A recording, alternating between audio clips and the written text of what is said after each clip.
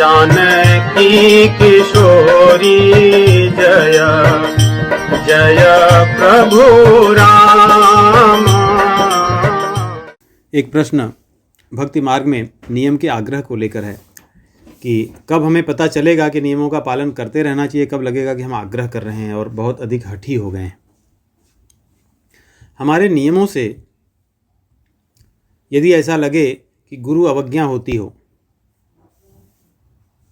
या अन्य दूसरे नियम प्रभावित होते हों, तो हमें गुरु से, संत से, भक्त से विमर्श करके उसको पालन कर लेना चाहिए।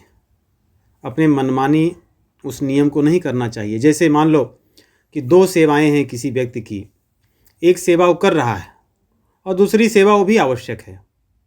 अब वो किसको करे, अपने मन से एक चीज़ का हठ बना ले कि मुझे यही करना है।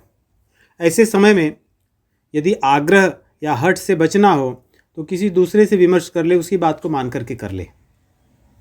और रही बात, जैसे कोई कहे कि तुलसी जी की सेवा करना है, इस दिन मुझे 9 बजे तो हो ही जाना चाहिए। यदि जैसे कोई व्यक्ति को सुबह सुबह सोकर उठना है तो ये नियम का आग्रह नहीं है, ये तो उसका धर्म है। नियम का आग्रह कि जैसे कि आज शनिवार है, आज जब तक मैं, कुछ लोगों का अगर मान लो कि मैं सूर्य का दर्शन किए बिना या आज मैं चंद्रमा का दर्शन किए बिना ये काम नहीं करूंगा, चाहे कुछ हो जाए। उस नियम के आग्रह को करते हुए, ये वास्तव में भक्ति के नियमों के आग्रह को नहीं लेना चाहिए। कई बार हमारी मान्यताओं के नियम होते हैं, हमारी परंपराओं के नियम होते हैं, हम जिस समाज में, परिवार में रहते हैं उनके नियम, उन नियमों को मैं नहीं छोड़ सकता, बाकी सब छूट जाए कोई बात नहीं। इन नियमों के आग्रह को लेकर नहीं बैठना चाहिए जिससे हमारी भक्ति मार्ग के जो नियम हैं वो बाधित होते हों, जो हमारी भक्ति मार्ग की क्रियाएं हैं, साधना जो मैं कर रहा हूँ वो बाधित होते हों। परंतु तुलसी की सेवा करनी है, ये तो हमारा धर्म है। और हम, अगर हमने नियम रखा है कितने बजे तक करना चाहिए, तो हम अपने नियम को यथावत पालन करें, उसके लिए प्रयास करें। परंतु ऐसा न हो कि उस नियम को पालन करने में अन्य घर में व्यक्ति के कलह हो जाए, परेशान हो जाए, दूसरों से कुछ और करने लगे, इस प्रकार की बातें होती हैं। परंतु ये नियम आग्रह अधिकतर, जैसे हमने आपको बताते समय ही कहा कि इस संसार में जितने लोग हैं उतनी मान्यताएं हैं, परंतु अपनी संप्रदाय और जहाँ हम सत्संग करते हैं, जिनके साथ हमारा भक्ति भजन भाव होता है, उसके अनुसार अपने नियमों को पालन करना चाहिए और जो गौण नियम हैं उनको छोड़ देना चाहिए। अगर वो बाधक बने तो, और यदि वो सहायक बने तो करते रहना चाहिए। तो उन नियमों के आग्रह की यहाँ पर विशेष रूप से बात थी।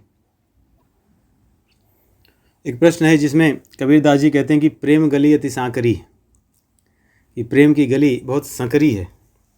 इसमें अगर संकरी है अर्थात इसमें बहुत से लोग नहीं जा सकते, ऐसी बात नहीं है। प्रेम गली में तो सभी जाएंगे, परंतु संकरी किस लिए है? पुनः जो प्रश्न था कि हमारे नियम आग्रह, हम बहुत कुछ ढोकर उसमें नहीं ले जा सकते।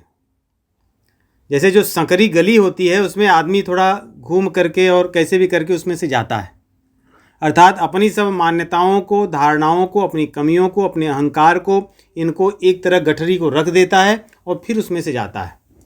इन सब को लेकर उस गली से नहीं जाया जा सकता। तो कबीरदास जी का कहने का अर्थ ये है। इसीलिए वो कहते हैं, नहीं, कई बार लोग पत्थर पूजने लगते हैं, तो पत्थर पूजने में ऐसे हो जाते हैं कि वो सबसे घृणा करने लगते हैं, सबकी निंदा करने लगते हैं।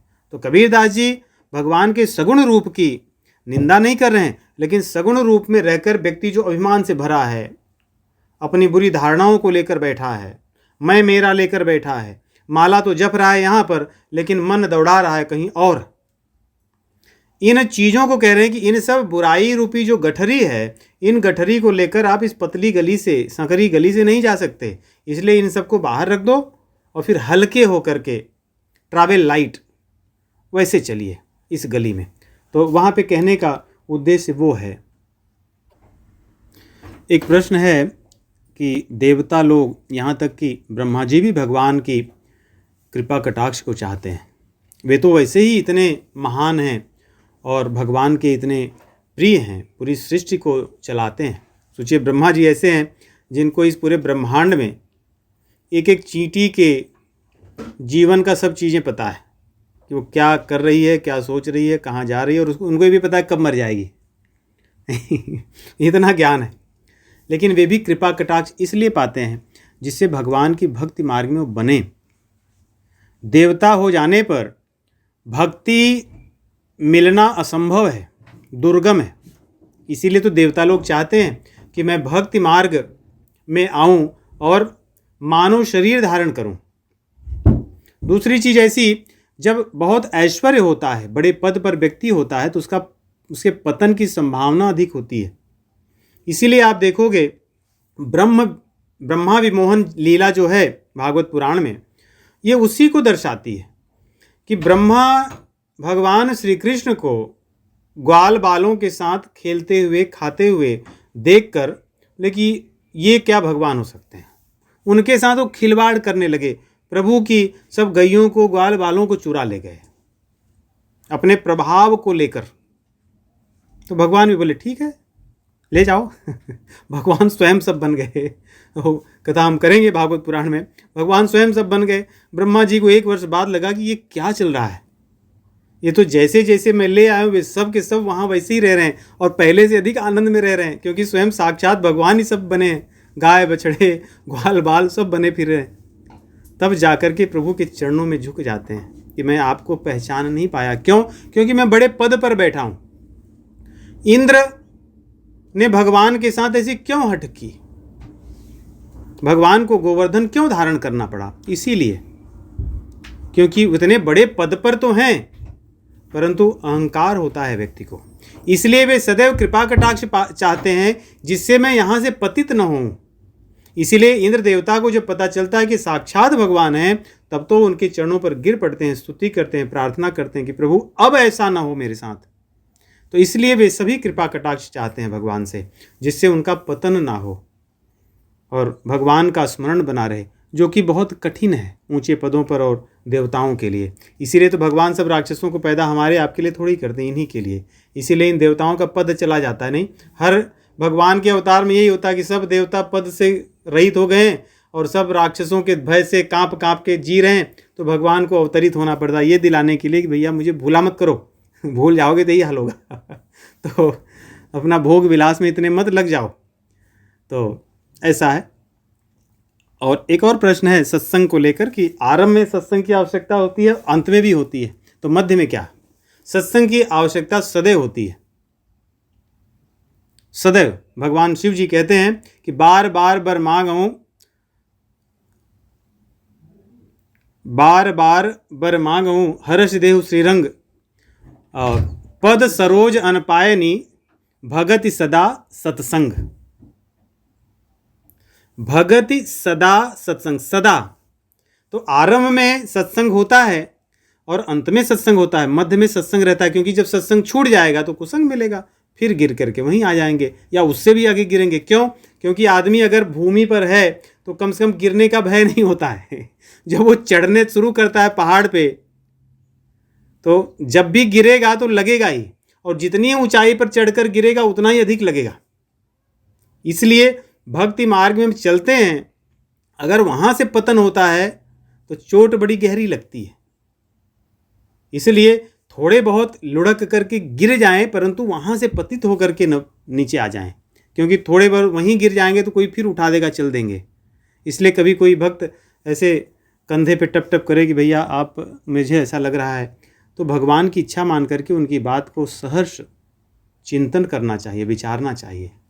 अपने अहंकार में उसको छोड़ नहीं देना चाहिए कि मुझे आए हैं बहुत सिखाने, क्योंकि तब वो मान लो कि हम वहाँ लड़खड़ा रहे थे, उसने आकर के हमें सहयोग दे दिया, और अगर हम उसकी बात नहीं मानेंगे तो फिर पतन होता है। तब ऊंचाई पर से गिरने पर चोट भी बहुत अधिक लगती है और चढ़ना कठिन होता है फिर से। तो इस प्रकार सत्संग सदैव चाहिए। ऐसा नहीं कि कुछ समय के बाद अब मुझे सत्संग नहीं चाहिए। और यही चूक होती है अधिकतर लोगों की। पतन का कारण आप किसी का देखिए यही होता है कि जैसे नारद जी का देखिए पतन क्या हुआ, उन्होंने भगवान शिव जी का सत्संग ही नहीं किया, सत्संग मतलब ऐसा नहीं कि गए तो थे, प्रणाम किए, सब बढ़िया किए, भगवान शिव जी की बात ही न माने, यही कुसंग है। मेरे भीतर जो अहंकार है, मेरी जो गुण है, उसको लेकर इतना व्यक्ति प्रफुल्लित हो जाता है कि सत्संग में हाथ जोड़े पड़ा तो रहता है और झुका तो रहता है, लेकिन उसके मन में रहता है कि मैं आपसे श्रेष्ठ हूँ। तो ये सत्संग नहीं था। जब तक वो सत्संग कर रहे थे तब तक उनको कोई समस्या नहीं थी, सब कुछ बढ़िया चल रहा था। इसलिए सत्संग का अर्थ अर्थात केवल वहाँ पर जाना नहीं, उसकी आसक्ति होना, उससे अपनापन होना। एक प्रश्न है कि कुछ लोग आपकी आध्यात्मिक क्रियाओं को या आध्यात्मिक उन्नति को देखकर आपकी प्रशंसा करते हैं, और कभी कभी कुछ लोग उस पर टीका करते हैं कि ये अभी करने की आवश्यकता नहीं है। तो इनको हमें किस प्रकार समझना चाहिए? देखिए, कहने वाला या तो हमारी टीका करने वाला, आलोचना करने वाला, या हमारी प्रशंसा करने वाला कौन है, इस पर निर्भर करता है। हमारा कोई सत्संगी हो तो मन में प्रसन्न होना चाहिए, हमें भी उनकी प्रशंसा करनी चाहिए। एक दूसरों के साथ जो हमारे ही स्तर के हों सत्संग में, उनके साथ सदैव मित्रवत व्यवहार हो। जो हमसे श्रेष्ठ हों उनसे सदैव उनको दंडवत करें, प्रणाम करें, उनसे सदैव सीखने का।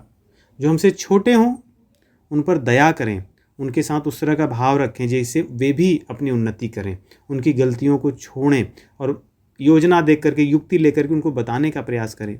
इसलिए यदि कोई सत्संगी इस तरह करते हो, हमारी प्रशंसा करते हो या हमें कुछ टोकते हों, तो उस पर चिंतन करना चाहिए और उसको ठीक करना चाहिए।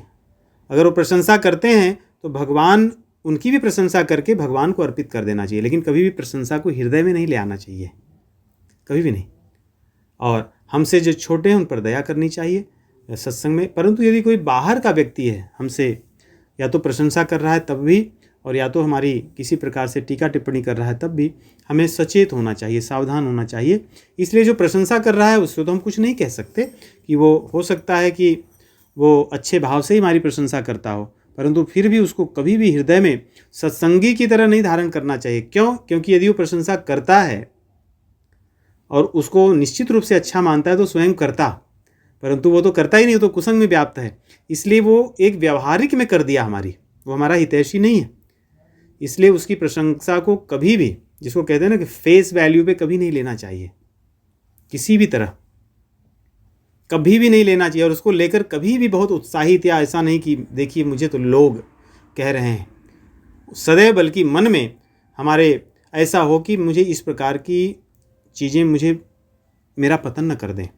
और यदि वो टीका टिप्पणी करते हैं तो उनके ऊपर दया करनी चाहिए, क्योंकि उनकी स्थिति ऐसी नहीं है कि वे मेरी बात को समझ सकें, मेरी भावना को समझ सकें या इसके महात्म्य को समझ सकें। इसलिए सदैव दया भाव होना चाहिए। दया भाव रखेंगे तो उनकी बात को सुनकर हम न तो उससे उद्विग्न होंगे और न तो उनके लिए हमारे मन में कोई बुरी बात आएगी, बल्कि हम भगवान से उनके लिए प्रार्थना ही करेंगे। इसलिए सदैव ऐसा ही भाव रखें हम।